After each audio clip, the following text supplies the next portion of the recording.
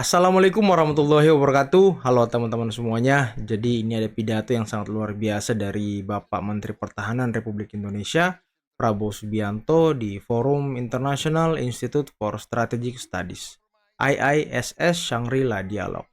Pidatonya berbahasa Inggris tapi saya sudah menempatkan translate-nya di bawah teman-teman ya agar kita bisa menyimak bersama-sama seperti apa sih pidato keren dari Pak Prabowo yang mendapatkan aplaus dan apresiasi yang sangat luar biasa dari para delegasi asing teman-teman ya. Dan memang pesona Pak Prabowo di dunia itu sangat luar biasa ya, mungkin layaknya Soekarno lah. Oke, tanpa perlu berlama-lama lagi, mari kita simak bersama-sama pidato Pak Prabowo berikut ini. There usually will come a mightier power in the neighborhood. That is the history of mankind.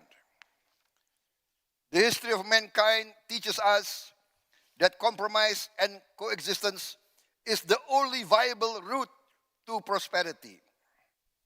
Therefore, in the context of tensions in our part of the world and in the Indo-Pacific region, and also in other parts of the world, I myself actually have a more optimistic outlook. Let us be very open. The security situation in the Indo-Pacific, especially in Asia, in East Asia, is one dominated primarily by the tensions rising from the rise of China to become again a great world power. And this is interfaced with the United States' role as a preeminent global power. History teaches us when a rising great power meets a preeminent global power, tensions do arise, and the historical record shows many of these conflicts result in open conflict, Open conflict, kinetic conflict. kinetic. However, this rivalry, some have suggested, has turned into a new Cold War. New It is Cold being War. called the Second Cold War. And in this so-called new Cold War, as in all wars, whether hot or cold, the danger of catastrophe is always near, especially in this age of ours, this age of advanced science and technology, of artificial intelligence, Wah, ini bahaya nih AI. quantum leaps, in new discoveries, in new New technologies. technologies. In this age, any confrontation of force can very quickly result in a dangerous descent to disaster. I've been told by experts in Indonesia, even if Indonesia is not involved in any open conflict, if there is a nuclear war, the difference between those directly involved and Indonesia is we will die a slower death, Wow, but we will suffer as well. karena radiasinya mungkin ya. However, I am of the opinion that the leaders of the two leading powers in this great rivalry are actually wise leaders. Wise leaders. I am of the opinion that they are aware of the burden they have on their shoulders. I am sure they must feel the weight of this burden. They are also very aware of the great history of their nations and their civilizations.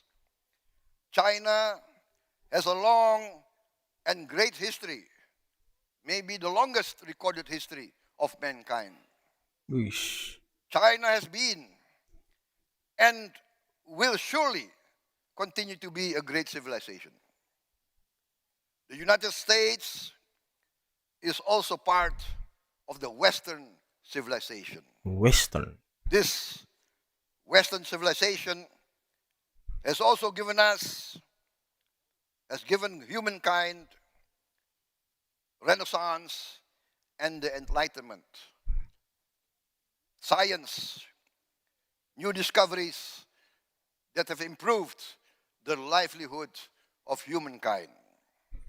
Both these great civilizations, the Chinese civilization and the Western civilization at present now being led by the United States, Ini Pak Prabowo kalau kita lihat-lihat teman-teman ya, kalau berbicara bahasa Inggris atau berpidato bahasa Inggris itu aura kepemimpinannya keluar banget ya. have contributed to the great advance and progress of humankind. Therefore, I am convinced that the leaders of both China and the United States and the West will resolve these conflicts through compromise, cooperation, and with humanism, resulting in a peaceful resolution of their differences. I am confident that through leadership and wisdom, great statesmanship will prevail amongst the leaders of these great powers. Luar biasa. Perhaps I can be considered one of the eternal optimists, Optimis abadi. but I do not deny that I'm an optimist, because the only alternative to an optimistic view is one that I do not dare to consider. This is, I think, not only my hope, but the hope of many around the world. I would like now also to address the conflict in Europe. Nah, ini proposal ini ya, seperti sama halnya dengan proposal perdamaian Pak Prabowo untuk dunia, teman-teman ya. Utamanya nanti tentang perang Ukraina kali ya. That is Ukraine-Russian yeah. conflict. I address this because I see many of our European Friends. present here in this forum.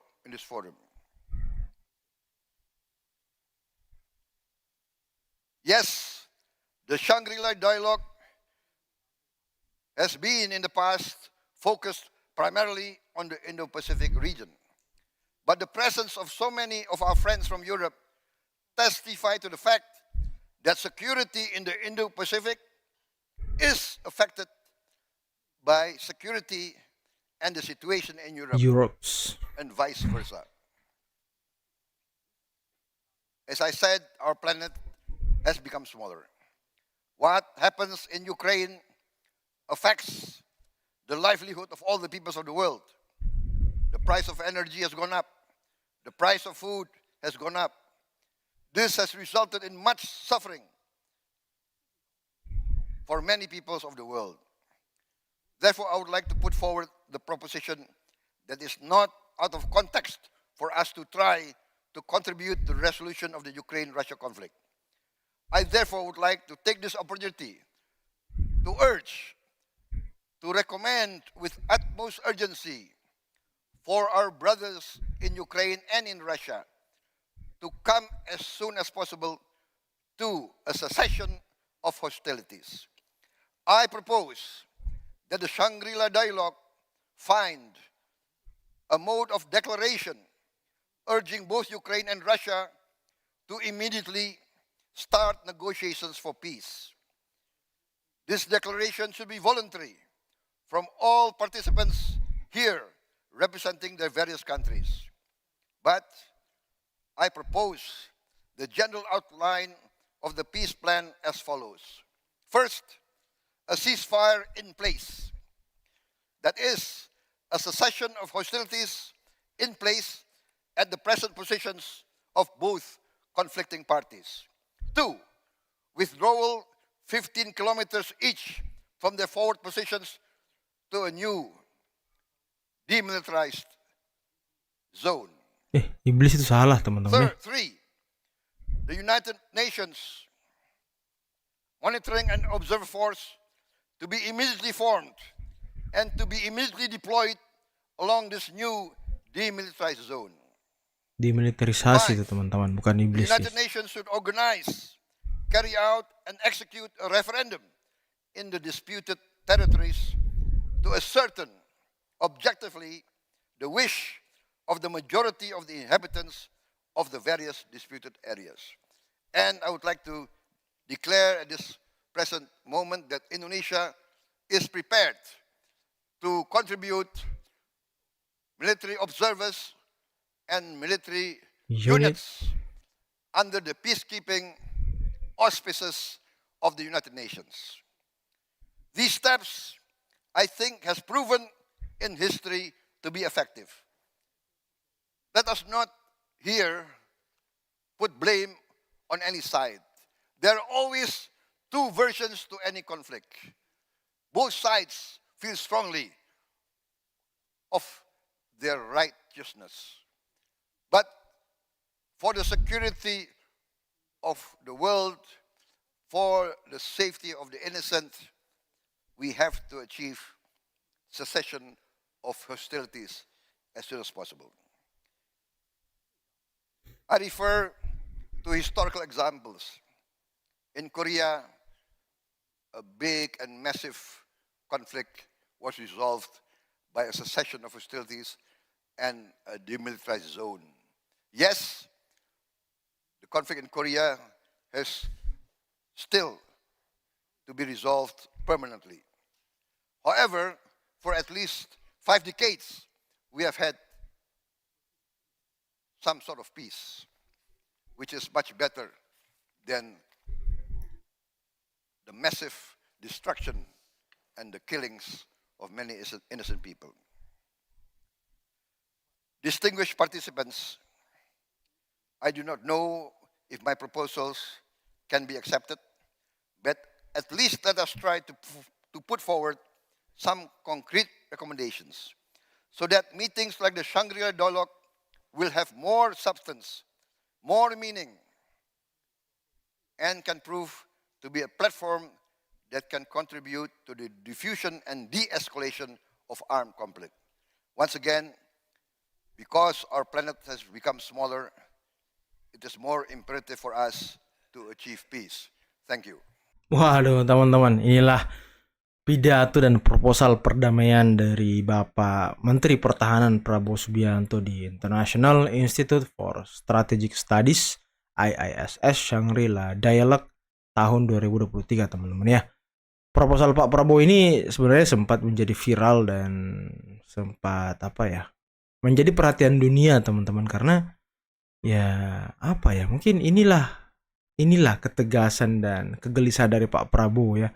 Beliau mantan militer, beliau banyak merasakan peperangan selama di militer, dan beliau tidak ingin peperangan itu ada di dunia ini teman-teman, karena banyak sekali yang dirugikan dari peperangan tersebut. Dan Prabowo adalah saksi hidup yang menyaksikan secara langsung seperti apa peperangan itu merenggut nyawa orang-orang yang sebenarnya tidak berdosa teman-teman. Rakyat yang tidak tahu apa-apa, rakyat yang hanya ingin perdamaian, rakyat yang hanya ingin hidup baik dan sejahtera, malah menjadi korban dari peperangan itu sendiri teman-teman.